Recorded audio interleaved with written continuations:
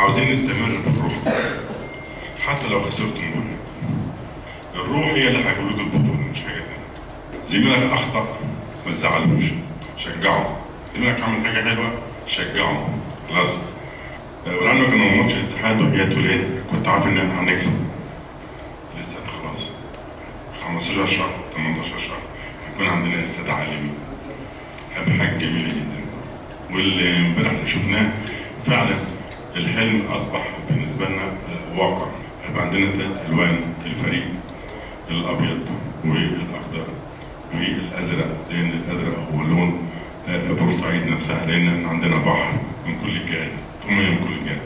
فعاوزين نغير العقلية بتاعت الناس. من عبد الرازق مرسل بجد عمل فريق نية كويسة منه عشان نيته سليمة، نيته طيبة، فربنا هيكرمه إن شاء الله. فأنا بشكركم جدا وبطلبكم حاجة واحدة بس، اعملوا اللي عليكم بس، مش طلبكم من كده لا في ضغوط نفسية ولا في أي شيء. اعملوا اللي عليكم. عاوزين تفرحونا اوكي، قدامكم فرصة كبيرة جدا تاخدوا السنة دي حاجة، تاخدوا مركز كويس عشان نلعب في أفريقيا، عشان البطولة العربية، في كذا حاجة ممكن تعملها السنة دي وعندكم الفرصة.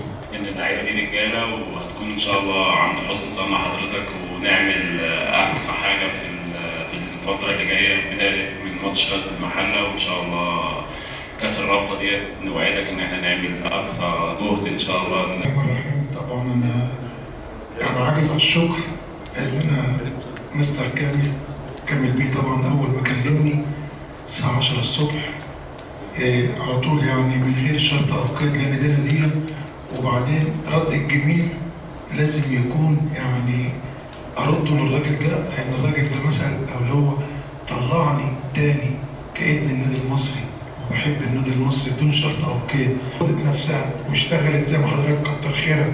برضه الحتة اللي حضرتك نفذتها بتاعت العقود بتاعتهم والقسط كان ليه مفعول السحر، ما كانش في دماغهم بصراحة، بس كان له مفعول السحر عندهم ان هم بصراحة ما بصوش لأي حاجة ولا اتنين. حضرتك كنت عاوز تخلص يوم الخميس انا فاكر قبل ماتش الداخلية، ولا اتنين ولا تلات.